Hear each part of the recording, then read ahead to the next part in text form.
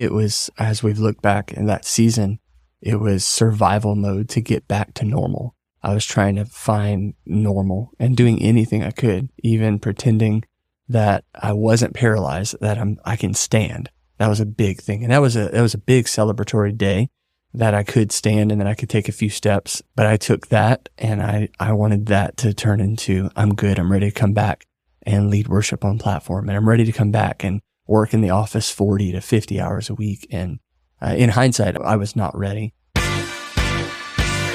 Welcome to the Art Espousing Podcast. Thank you for taking time to listen today. We're excited about the content we want to share with you. We believe it's going to be helpful to your marriage practice. Yeah, if you're newer to the show, we want you to know that the reason we do this podcast is because we really believe that every marriage can move from mundane to masterpiece level. But we know personally that a work of art doesn't just appear. It requires intentionality and practice to be crafted and shaped. So our goal with every episode is to give you tools to practice that will help your relationship not just survive, but truly thrive. We just finished up a fantastic week in both Atlanta, Georgia, and then Columbus, Ohio. Right. OH. We had a great opportunity to be at Chick-fil-A's WinShape Retreat Center. So beautiful. For a marriage collective. We've got to reconnect with some friends who have been guests here on the show, like Howard and Danielle Taylor, Shanti Feldhahn, and Travis and Adele Graham. And we got to meet some new friends we hope to introduce to you in the future. I love people in the married space. Yeah, it was awesome. It was a great time, and we do look forward to introducing you to some of those friends. But today, we have Jeremy and Kourtney Roseberry on the show with us, and you're really going to be inspired by their story. But before we go there, we always want to take a moment to talk about the Marriage Reboot. Seriously, a game changer for married couples. This is a 2-day intensive with Lisa and I where we focus on defining the purpose and vision for your marriage. Yeah, the reboot process is designed to bring clarity and breakthroughs to every aspect of your marriage. Together, we will craft plans for multiple domains of your life and marriage, creating a solid framework that will help you manage and continually renew your relationship in the future. So you and your spouse get our undivided attention as your dedicated marriage coaches for 2 full days, and then we follow it up with coaching on the back end. We'll guide you through a journey, helping you identify where you've been, define where you are now, and discover where you truly want to be together. The experience is designed for marriages in all stages, but we know that the Marriage Reboot will make a huge difference in your marriage. You can find out more at artespousing.com/marriage coaching. You can also message us on Instagram, where we'll send you a link to schedule a 30-minute call with James and I to hear more about the reboot. Now, let's jump into our conversation with Jeremy and Kourtney Roseberry. Kourtney and Jeremy, it is so great to have you on the podcast with us. Thanks for spending some time with us today. Yeah, so good to be here. Thanks for having us. Yeah. Love you guys. We've known each other, I guess, for about a year, maybe a little bit over a year. And I remember the first time, Jeremy, that you and I were having coffee together at a Starbucks, and you began to unpack your story with me. I knew then that we needed to get the two of you on the podcast to share your journey, because it's going to be so encouraging and helpful for couples who are listening to the podcast today. So thank you for being with us. I'd love for the start by our audience getting to know you a little bit. So take us back to the beginning, trip down memory lane. Tell us your marriage story and kind of a little bit about yourselves. Yeah, Kourtney and I met in 2008. At the time, I was living in Dallas and I was 25 years old and Kourt was 19. At that time, I had been in ministry for 7 years, single. My parents were always asking, is there a girl who you're dating? And I had just chosen not to date anybody. And then as it would turn out, Kourtney and I, we met at a beach wedding, a wedding that I wasn't necessarily invited to go to, in Destin, Florida, and Kourt was the maid of honor. And we met on the boardwalk right by the beach, and a friend of mine introduced Kourtney to me, and all we got was our first name with each other. When she walked away, I said, "Who is that? Who's that girl?" And my friend told me, "That's Kourtney. She dates God. She's never held hands with the guy." And all I thought in my head was, I have to get to know this girl. And the only thing I had after the wedding was, it's Kourtney with a K, and she's on MySpace. If you guys remember MySpace. Yeah. Wow. Kourtney, do you have anything to add to this? Is this accurate? It's accurate. I did not remember him at all. Sorry. Yeah. Jeremy. But he found me on MySpace, and we dated on MySpace for a month. And after that, I asked question after question to get to know her. Yep. And We had our first date a month after that, and we were verbally engaged on our second date. So met to married in, was it 5 months? Yep. Yeah. Wow. Wait a minute. Yeah. Your second date, you verbally committed to marry each other? Yeah. So if we rewind back to MySpace, she sent me her phone number, and I finally called her one night late at night. I think it was 9 or 10 o'clock. I was finishing something at church. She answered, and we stayed on the phone till 7:30 a.m. Wow. the next morning. That was our first phone conversation together, which turned into me asking her on a date. So I drove, I have to rewind a little bit. Whenever I went on MySpace, I looked her up, and she was living in my hometown. And so I noticed, like, cause I'm living in Dallas, Texas at the time, but I'm originally from South Louisiana. And I noticed on MySpace, she's from the same hometown. It's called Rain, Louisiana. Rain is not known for much. It has a Piggly Wiggly, and the town got really excited whenever they got a Taco Bell. So for her to be from Rain, Louisiana, and I'm finding her on MySpace, was a big deal.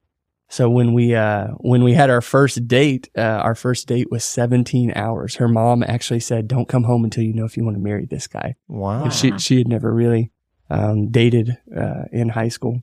And so, which was just, for me, just this treasure that that's why I was pursuing her the way I did. My first MySpace message was, "Hey, my name is Jeremy. Don't worry, I'm not a creeper," which was kind of creepy to say. We met at the beach wedding. You're the most beautiful girl I've ever met. I'd love to get to know you more if you'd be interested in that.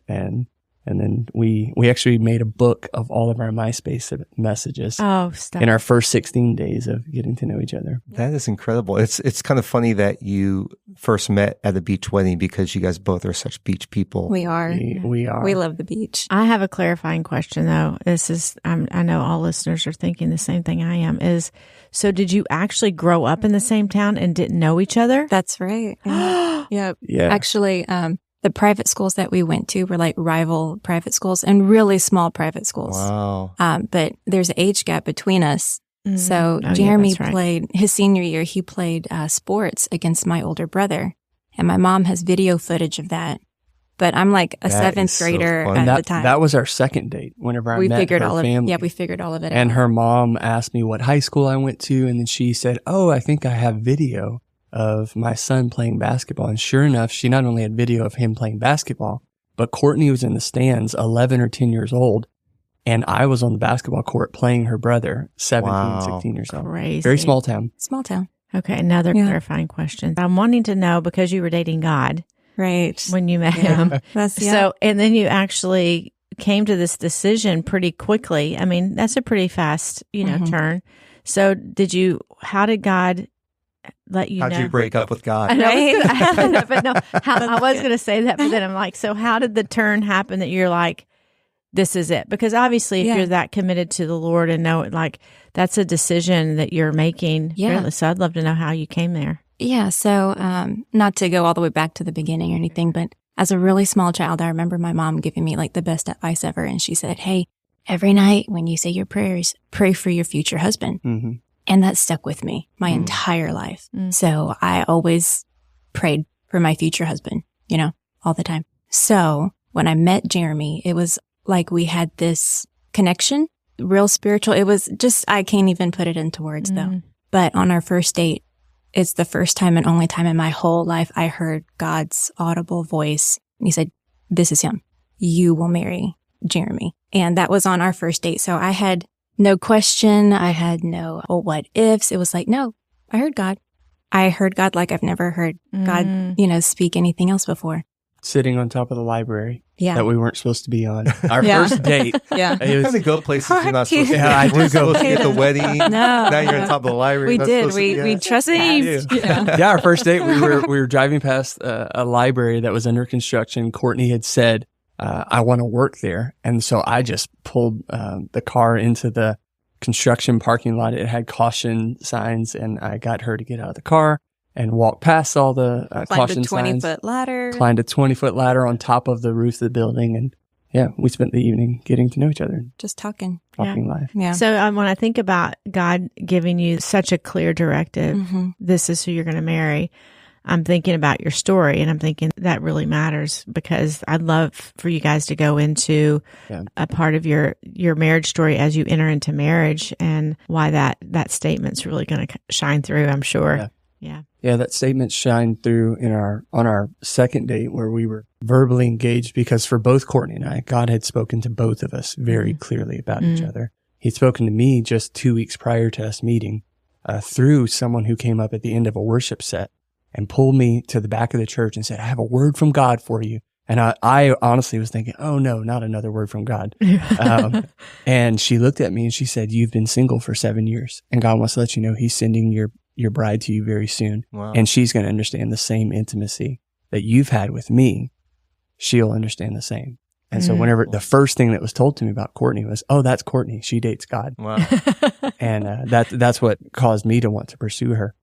And for Court, she had also had something very similar just 6 months prior to meeting me. And that's why God's speaking that to her heart. And God's voice, yes, that is a thread through our story for sure. So now today we are celebrating 15 years married, coming up very soon. We have 2 kiddos, one who's 10 and another who's 11. We have owned 4 houses. We have moved 12 times in 5 states: Louisiana, Texas, Alabama, Indiana, now Florida, what we like to call paradise. This is home. This is where we love to live. And our story being married, it does take a turn. 2017, we were living in Alabama at the time. And I had kind of grown up. I had back issues and had what doctors would say spinal stenosis, with a little bit of nerve pressure and pain. However, before 2017, Kourtney and I, we had only known God's favor, His voice leading us. We had not really, either of us, experienced any significant personal trauma. We're very fortunate to grow up in protected, safe families. Very vanilla. Yeah, we had only experienced, if we asked God for it, He gave it. And so sometimes I've tried helping others, saying before that, I had only known favor without having to fight for it. And then 2017, I'm on staff at a church in Alabama, and I had been praying to be healed from back pain that I'd had since I was a teenager. And surgery was recommended whenever I was in my early 20s. And at the time I was 33. Medicine had progressed quite a bit. And so the availability of surgeries were just so many more that wouldn't require such a long recovery. So Kourtney and I interviewed a few doctors, and then we made a decision that I would have a very simple microdiscectomy, 4-hour outpatient surgery. I would be leading worship in 7 days. And as we were preparing for this, Kourtney reminded me I was planning on actually going on a missions trip just a few weeks later, post-surgery. And all of that to say, the day that I was in pre-operation, I remember looking at Kourtney, and I'm an Enneagram 7, so I defer nervous energy with jokes. And I looked at her and I said, "Well, what's the worst that could happen? I'm not going to be paralyzed." So, and that is one of the very few things of the next few months that I actually do remember. Because just a few hours later, waking up from anesthesia, I was in fact paralyzed the waist down. I remember waking up and grabbing Kourtney's hand and saying, "Hey, I can't feel my legs. I can't feel saddle areas. Something's not right." The doctors met with us and they let us know that the condition was a condition called Kourtney Roseberry, a condition that sounds made up. It does. It does. And we didn't know what that was. And they even expressed in that moment, we found out later, not many doctors know much about it. It was like, we say, that winning the lottery in reverse, the chances of it. It's a neurological condition that basically crimps all your nerves at the base of your spine. And it can cause various neurological issues, of which many affect your lower waist areas, full paralysis or partial. Most of the doctors were letting us know in that moment, some people live their whole lives with the condition and it never clears. And then others, over several years, it alleviates. So there was a lot of question marks in that moment. That all of those conversations, and even the next 4 months, a lot of it I don't remember. Kourtney and other friends have had to fill me in on conversations that were had, full conversations that I've had. Just completely turned upside down. It did. Yeah. And at the time the kids were little, they were only 4 and 5 years old. So yeah, it was crazy because he was supposed to be walking. It's outpatient surgery. Like we hadn't planned for anything to ever gone wrong. And then after this surgery, the doctor suggested a second surgery, which I was not in favor for. I'm like, no more doctors. Like, we believe the doctors think it'll clear on its own in time. We don't know what the time frame is, but it should get better. He opted for the second surgery. She begged me not to. I begged him not to. So he had the second surgery, and he ended up getting a spinal infection from the second surgery, which led to needing a third surgery to clean out the infection, which led to PICC line. PICC line got infected. He was doing in-home nursing care with IVs, and that lasted a good bit of time. Months. Months, yeah. 22 weeks. All 3 surgeries were within 3 weeks of each other. The month of May was nothing but surgeries and doctors and hospitals. And I was the patient that all of the nurses said, we don't want to see you back here. Yeah, it was months. The few things that I do remember, I remember laying on our couch, and I had asked Kourtney, what do you remember? She said, I remember you crying a lot. I remember seeing emotion that I had never really dealt with before, like extreme depression, extreme uncertain of why God had allowed it to happen. And I remember laying on our couch in our living room in Alabama, and I would lay there. I'd have a PICC line in my arm. I'd have a wheelchair next to me. We'd have a medicine bag that's dripping antibiotics in me for, I think it was 12 weeks, while the nurses would come in during the day at the house. And I remember looking at, and Kourtney knows this, I remember looking at this clock that we had in the living room while asking God what's happening, while questioning, can I play with Grant and Amelia again? Can I pick them up? What does it mean to be a husband to Kourtney in this condition? Hearing the voices of the doctor saying, knowing the different cases of how long, there's some who live their whole lives fully paralyzed, and then some that it took so many years. I try and ask God, like, what am I still useful in worship ministry and as a pastor? And I remember in that season laying and just looking at that clock, and it didn't have a seconds hand. So I'd watch the minute hand move very slowly. And then I'd fall asleep on the couch from medicine and pain meds they had given me. And then I would wake back up and I was still in the same condition day in, day out. Those are things that I remember during that season. The lowest, most painful time of my life, and even since. One of the lows for myself in that season was, I remember being in the wheelchair. And I remember I couldn't find Kourtney because Kourtney was my everything. And by that, I mean everything. She was my nurse. She was the person who prepared all the food. And she was the person who got pill bottles and medicine and made sure everything was sterile and clean. I remember I couldn't find her in the house. And so I got myself into the wheelchair. A very low moment. I don't remember what week or month it was, but Kourtney needed a place that she could cry without me seeing her cry. And I remember I had to wheel myself through the house and wheel myself into our master bedroom, through our bathroom, and then into our walk-in closet. And Kourtney kind of found this little spot that she would just go and just cry in the closet. I remember I couldn't get out of the wheelchair to comfort her, to put my arms around her. I remember in that moment not really even knowing what to tell her. I'm usually the voice of optimism. I'm usually the one who's all faith and all optimism and all God's going to do it. And just really not knowing, seeing that her world had been completely, the foundation of stability had just been completely removed. Very low moment in our story. But even through all of that, I can remember that even from the very beginning, there's a lot of not knowing, a lot of fear wanted to take hold of us. But I remember beyond like a shadow of a doubt, just knowing this peace, this overwhelming peace that just really made no sense to anybody else around us. Everybody else around us probably thought that we were, they probably thought that we were being very ignorant and just trying to stay so faith-filled and trying to really say, no, God's got this. We're believing for a miracle. Being ignorant of the facts. And people were like, I think y'all are just being ignorant of the facts. And facts are, Court, you're not even 30 yet.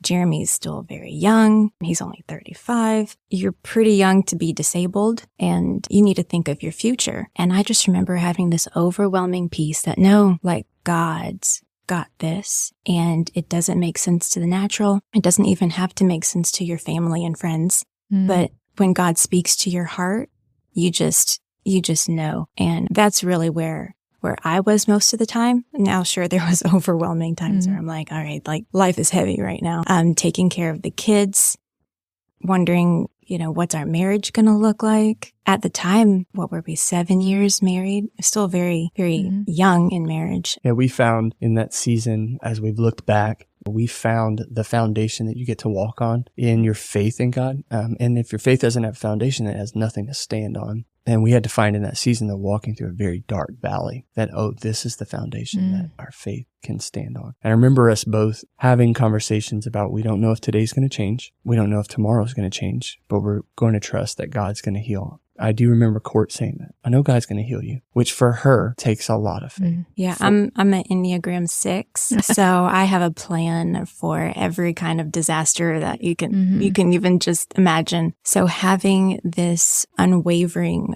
peace does not come natural to me. So that's how I know it was supernatural. It was God. I know that came from having just a lifestyle, having the word of God in you. It's not like if you're going to walk through something hard. It really is when it's going to happen. And having the word of God in your heart is really why you need to have it there. It's like for when those hard times come. Right. And that's what we were able to really just stand on. So where did it take a turn then? So we've got to this low place, and what transpired that turned physically in an upward and spiritually in an upward trajectory? It didn't for a moment. In answering you very honestly, it did not. The practicalities of life stayed very low, and we chose to choose joy. And I remember I even bought a t-shirt that I wanted people, if they saw me in the wheelchair, I wanted them to see choose joy, because it's a choice and it's not happiness, but it's just joy, because happiness felt far ways off.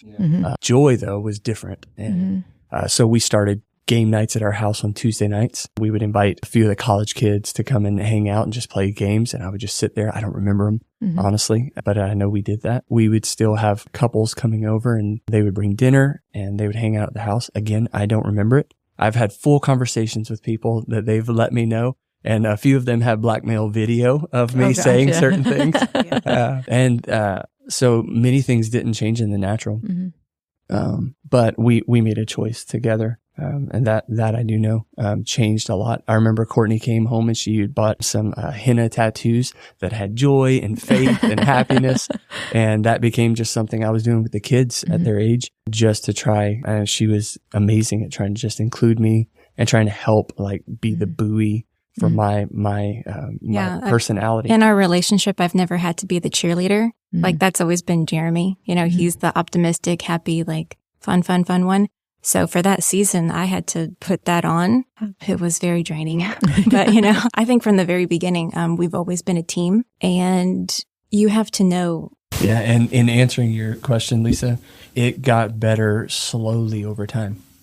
It wasn't fast. The church that we were part of went through 2 seasons of 21 days of prayer. And I remember watching the whole church pray, and they would pray for us specifically. And over time, my body, at least the paralysis, started to heal. And the way I started walking initially was actually with still paralysis taking place. And that was through physicians who let me know you can retrain your brain to actually walk without being able to feel your legs. And they weren't wrong, because that's actually what I started doing, was standing behind the wheelchair.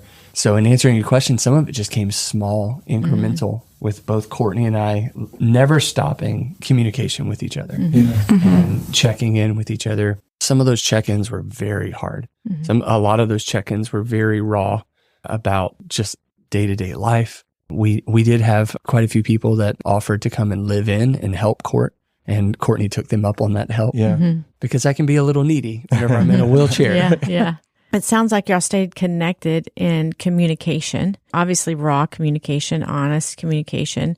But then are you even knowing that he's not actually registering and remembering anything? So Right. That's actually really good, because he was really good at just, he's got a big personality, and I think he was able to convince everybody else that he was doing really well, because he was on a lot of medication. The doctors honestly were going to keep him fully medicated for however long, just because of the severity of this incident that they couldn't figure out, really. So you wouldn't have known it. He was just highly functional, never really missed a beat. just wanting people to come over and hang out and wanting to stay active and going, like, I'd have to take him out and he couldn't drive. So I was driving him just to keep you. We went to the Ninja Warrior gym. We went ice skating. Well, I he did did, not. but like, yeah, he's all you about took me. activities and things of that sort. So Yeah. like we tried, because he was living, like, staying at home and not going to work. So he was getting really restless. I was able to kind of catch on that things weren't really with you going so smoothly, because for a while, like, he's the leader of the house, right? Like, I'm there, I support 100%, but he does a lot of the leading. And then when I figured out, I'm like, wow, his clarity is not so great there. The medication's really blocking a lot of what's going on. I'm lucky that he is a talker. He's a verbal processor. So that is a big part of just how we stayed connected, is that he didn't close off of what was going on in his head. You really shared all the things. Yeah. I love it. So how long before you finally got full function back? You weren't suffering paralysis. How long was that whole season? You didn't go back to work until November. So Yeah, in going back to work, I fought to go back to work. As it was told to me in a later season, I was not myself, and how diligent I was to make sure that I could go back to work. I was not ready to go back to work. Okay, so May to November. May, to November. November. But you would have thought from the outside that he was completely fine by July. Okay. You would have thought, if you weren't living in our house and seeing the condition of Very the much. bathroom alone, Wheelchair. the wheelchairs, the walkers, the IVs, everything else, you would have thought, oh, like, he's 100%, unless you were in the house. And for me, it was, as we've looked back in that season, it was survival mode to get back to normal. I was trying to find normal and doing anything I could, even pretending that I wasn't paralyzed, that I can stand. That was a big thing. And that was a big celebratory day, that I could stand and that I could take a few steps. But I took that and I wanted that to turn into, I'm good. I'm ready to come back and lead worship on platform. And I'm ready to come back and work in the office 40 to 50 hours a week. And in hindsight, I was not ready. I was pushing from my oversight, and my friends, even at the time, they said, we were talking to someone who was not who we've known you to be. We were talking to someone who was very driven and very stubborn. And I've had to ask for forgiveness from those seasons. Wow. Yeah, I came back too soon. I was still having to use medical assistants to use the restroom all the time. But because I was back, I didn't want anybody to know that. Only Kourtney knew that. I was still using medicinal assistance to function in any capacity. And I was often trying to drive into the office and just threw my guts up in the toilet, and then trying to come into a meeting at a church where everybody's looking all put together, and we're about to talk through the service flow. And I was throwing up from pain meds, and the way that my body was responding to them and how I was taking them. So even in the middle of saying, God, you're healing me, honestly, I think it's just my own insecurities, my own not fully trusting God that he was going to take care of me and my family, my own drivenness from that trauma, especially in seasons of looking back and saying I was fully responsible for even the next seasons that followed in our marriage and how it affected us. But today, obviously, I mean, I'm healed, and God slowly brought healing about through my physical body and in our marriage. And we're so much better for it today. For that season, it's actually something we look back on and we say, had God not allowed that, we would not be where we're at today. We would not be as healthy as we are today. Had God not allowed that test, and that's what we refer to it often as, is, are you okay if God says, I just allowed that to happen to test your heart, to test your values, to test your character, to test your marriage? Are you okay? And there were many seasons that Kourtney and I were like, we are not okay with that being the answer, that you allowed that to happen. We're not. Today, almost 7 years later, we're getting closer and closer to saying, thank you, God. Thank you that you allowed that test. Thank you for what that test produced in us. Yeah. When we talk about intimacy or connectedness, people talk about it in different ways, but we talk about there is a spiritual connectedness, emotional connectedness, recreational, which I feel like you guys, even your activity, your spirit of doing activities, that you're trying to actually keep those going. And then the spiritual intimacy that you have, the makings of forging a very deep, intimate, connected life. just even in our own personal marriage story, my background and upbringing wasn't protected. So I'm entering into marriage with a lot of emotional baggage that we have to actually work through, which actually is what caused us to have a lot of conversation and grow in communication, and James long suffering and patient and all that it's just a part of our story. And it's a part of, I believe, why we have a deep, intimate connection, again, in all those areas. God used all of that, even we talk about physical touches, non-sexual touch, but Kourtney, you've probably touched him a lot, getting him moving, that like there's a lot of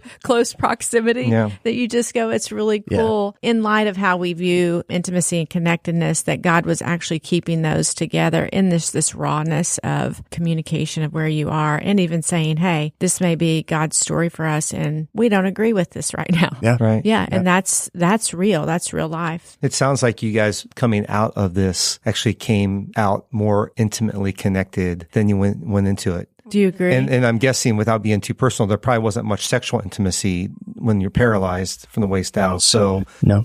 That's why I think sometimes people get all messed up when we talk about intimacy, because it's all about sex. But actually, you guys have come out more intimate in your marriage as a result of this season, right? Right. That's beautiful. It's awesome. I've had Kourtney look at me several times now since in a fight, honestly, and she'll look at me and say, "You're my person."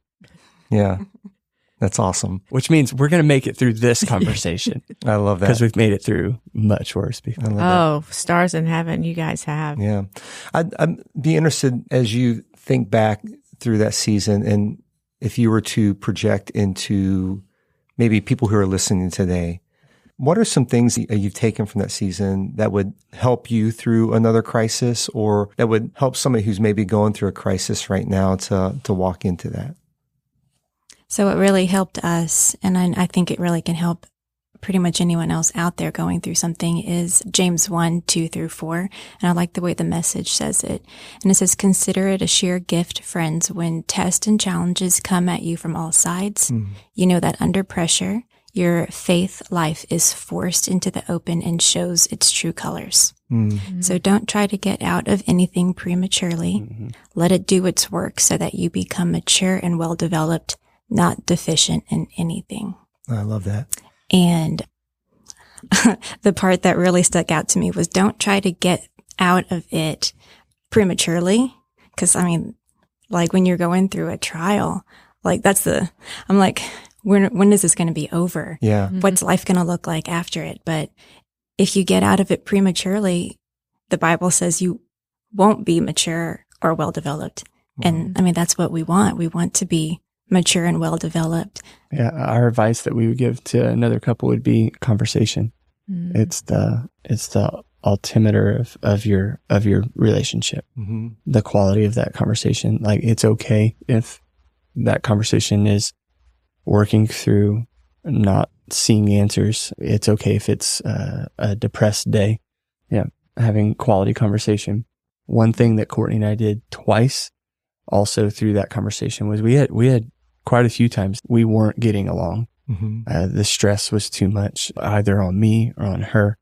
And I remember we held our own marriage conference at our house because we couldn't go anywhere. Yeah. And I remember I initiated that, and I told her, I said, "Hey, we can't go anywhere and we're not talking very well. So we are going to," and we found a marriage conference online that they had it on YouTube. And I just said, "Hey, if you're okay with it, at night, we're just going to watch the first session, and then we're going to pray, and then we're going to go to bed." And we did that. We actually did all 6 of that. And I'm not going to say that alone changed everything, but that definitely was something we look back on. And we've told other couples who are going through impossibility situations, whether medical or just in their relationship, and saying sometimes you can't wait for the next marriage conference. You actually kind of need to bring it to you. And that's the beauty of the technology age we live in. They're online. Yeah. There's so many resources. So many. Yeah. And those resources for us brought back quality words into our marriage, brought back quality thoughts, and helped us regain some language of keeping us back on track. And I know another scripture that we've lived on is 3-stranded cord is not easily broken. Yeah. But what I love to say, and I've got to see in myself, I'm easily broken. And I don't want to speak for you. Kourtney's easily broken. But Jesus at the center, he's not broken. And that I think God allowed that for Kourtney and I to realize that, oh, there's a 3-stranded cord. If it's just 2, we had a broke a long time ago. If that's all we had to rely on was my strength and my optimism and my ability to make things happen, well, that I think God brought my humanity out in that. And if all we had to rely on is Kourtney's incredible assessment of threats that could come and stability and foundation always being there, well, we could find that too is broken without Jesus being at the center. And so for any couple who's listening, know that you're already broken. Know that you're already not enough. Give yourself permission to be that. Give yourself permission to be human. Give yourself permission to be what God created you. He created you from dust and dirt, and he put you together and molded you together. But he also breathed his spirit inside of you. And that's that 3rd strand that he put inside. That's not easily broken. And allow outside voices to speak into that part of your marriage, speak into that center thread of your marriage. Because sometimes you're going to go through seasons that you're going to be broken on both sides. The other 2 halves are going to be broken. That's awesome. Well, thank you guys for being on the show today. So much appreciate you guys and look forward to continue watching your marriage journey. Thank you guys. Thank you, Jeremy and Kourtney, for being on the show with us. We love that we get to watch your marriage masterpiece up close and personal from now on. I am completely inspired by their love for each other and just their resiliency through all of that. We would love to hear your thoughts and answer any questions you have about what we've shared today. You can email us at hello@artespousing.com or direct message us on Instagram @artespousing. Yeah, thanks again for listening. If you found this episode helpful, please let your friends and family know about it by sharing it with them. You can also help other people find the podcast by taking a moment, rating the podcast, and leaving us a short review. We hope you will join us for our next episode. Have a great week, and we will see you next time on the Art Espousing podcast. Until then, bye-bye.